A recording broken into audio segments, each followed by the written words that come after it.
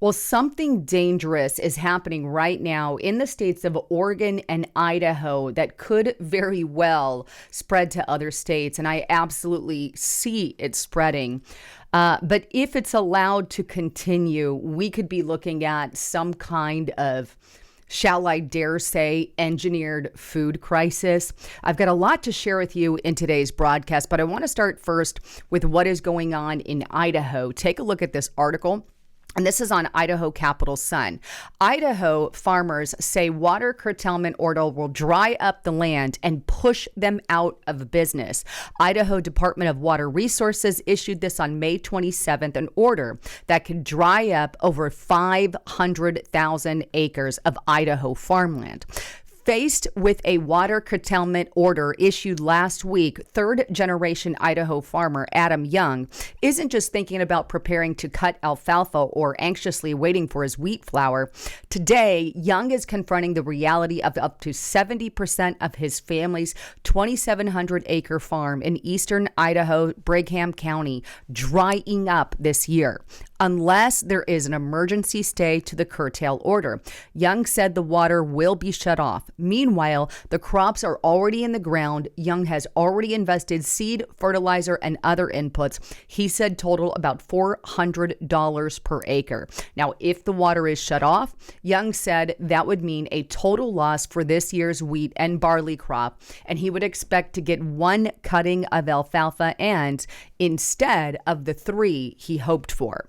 Being done for this year means absorbing several $1 million in losses this year, and we don't recover from that. That would spell disaster and the end of our business, and that's true for everybody else, quite frankly, who is farming. Now, this is a very huge warning, but what is actually going on? Well, the Idaho Department of Water Resources said curtailment or shutting off the water is necessary because of a predicted water shortfall. When it announced the curtailment order on Thursday afternoon, the Idaho Department of Water Resources estimated about 500,000 acres of farmland that could be affected by shutting off the water. Now, if we put that in perspective, that's about 5 times the size of the cities of Boise, Meridian, and Eagle combined. So we're talking about massive area here.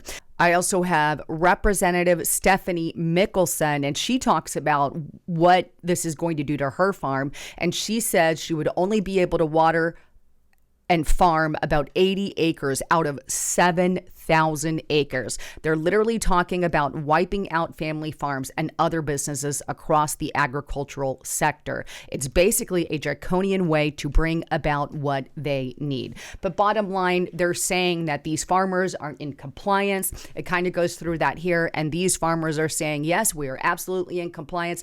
We have the paperwork. We have the information. So there's a big fight. But bottom line, why are we going through all this red tape with a very much needed source? And that is our freaking farmers. Water is important for our farmers, and obviously we need food in our bellies. So this could have major repercussions. Now, before I get in to a little more on that, just a quick break from my sponsor. Now, we have been told our entire lives that wrinkle creams are the way to look younger. But now one doctor says that that's nothing but old news. According to Dr. John Lake, the world-renowned Beverly Hills beauty expert, most wrinkle fixes on the market are nothing but glorified moisturizers. Well, recently, Dr. Lake has focused his attention away from mainstream cosmetic practices. Why?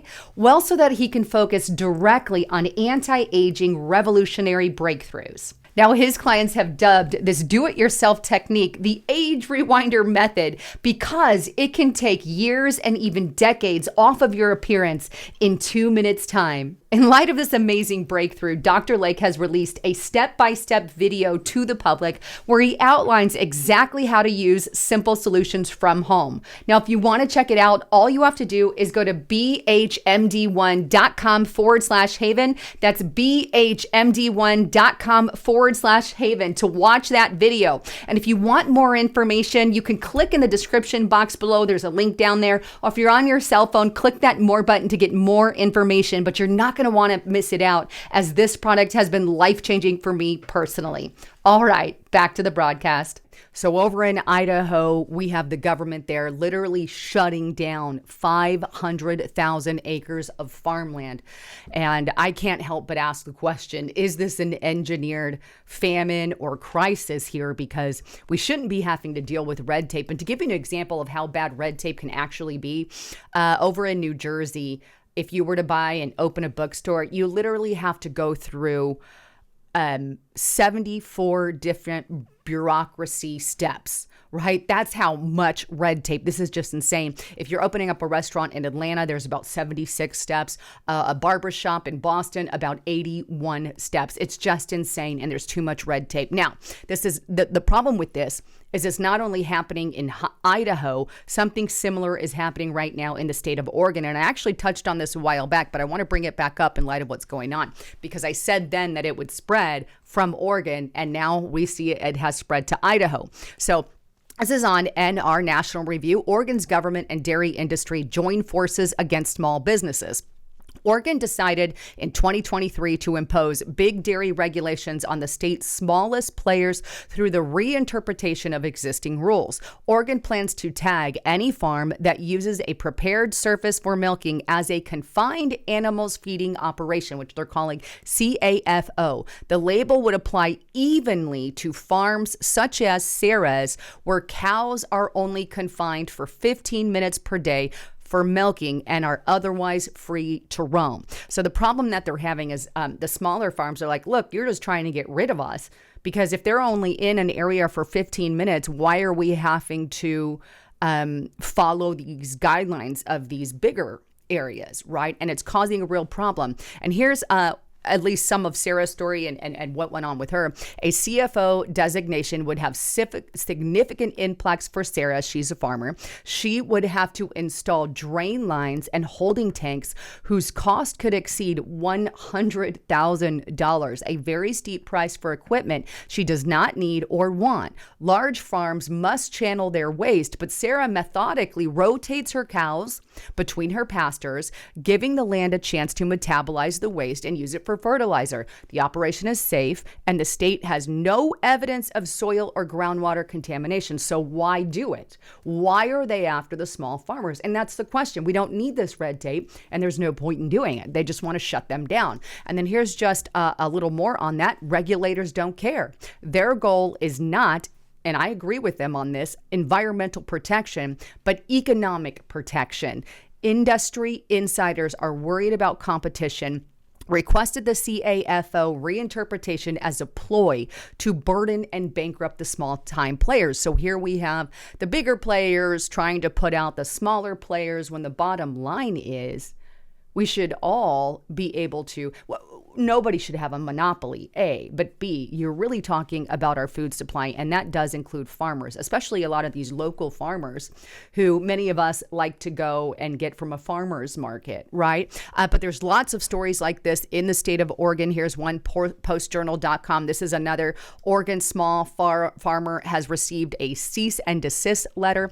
This tells the story of a rancher, right? And the rancher says this: the state of Oregon has effectively shut down small farms and market gardens on a large scale, and they're actually sending out cease and desist letters to farms. They're using satellite technology to find their victims and send them these letters that say, you can't operate. So completely shutting them down in regards to these CAFOs. And then we have another one here, and this is just another woman, Christina, who is suffering under this burden from these states and state rules and red tapes.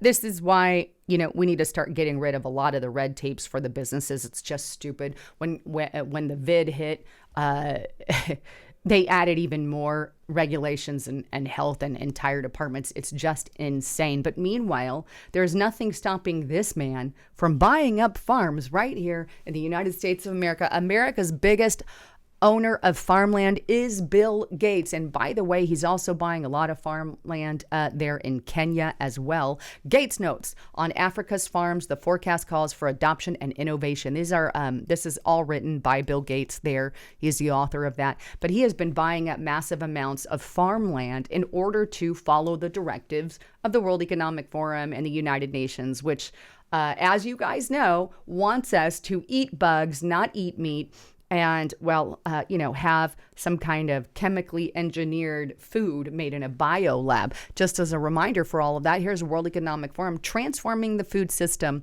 with farmers. They literally mean transform our system. The question is into what? Well, the UN says we need to reduce our meat consumption to fight climate change and improve security. So they're going to kill off the meat, and instead they want to replace it with, well, insects. 5 reasons why insects could reduce climate change. This is on the World Economic Forum. They sit there and deny that that's not what they're pushing, yet it's all over on their webpage. But many believe that Bill Gates, obviously, he's all about the money. He wants to take up this farmland. And I wouldn't put it past him to start buying up these farmlands that are having these massive regulations being thrown at them, or not under compliance or whatever, and maybe they're doing it as a ploy to get it in his hands.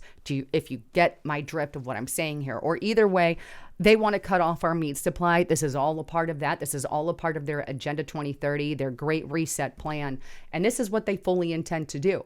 And this is why I bring you this information, because it's absolutely crucial in the time in which we're living right now. And this is the time in which we can make a difference. We can stand by our farmers here in America and say, forget about it. We're not pulling your agenda where we're not allowed to eat meat, where we're only going to eat bugs and lab grown stuff. I don't think so. I'm not doing that. We're not all becoming vegetarians for you guys, when knowing dang well that those at the top, like your little Bill Gates and people, are still going to be having their meat and cows and able to eat. It's like a Hunger Games kind of style society. You get what we give you, and you don't throw a fit about it. And there's so many more regulations. But now is the time. We've got to get the right people in office to start standing against all this. And we've got to get ourselves out of the World Economic Forum and the UN. And we have to. I think we should regulate people like Bill Gates from buying up way too much farmland and having a monopoly on it, right? And a monopoly on everything under the sun, right? Because they're too powerful. Anyhow, I love all of you guys. Thanks again for tuning in. I'm Lisa Haven, signing out.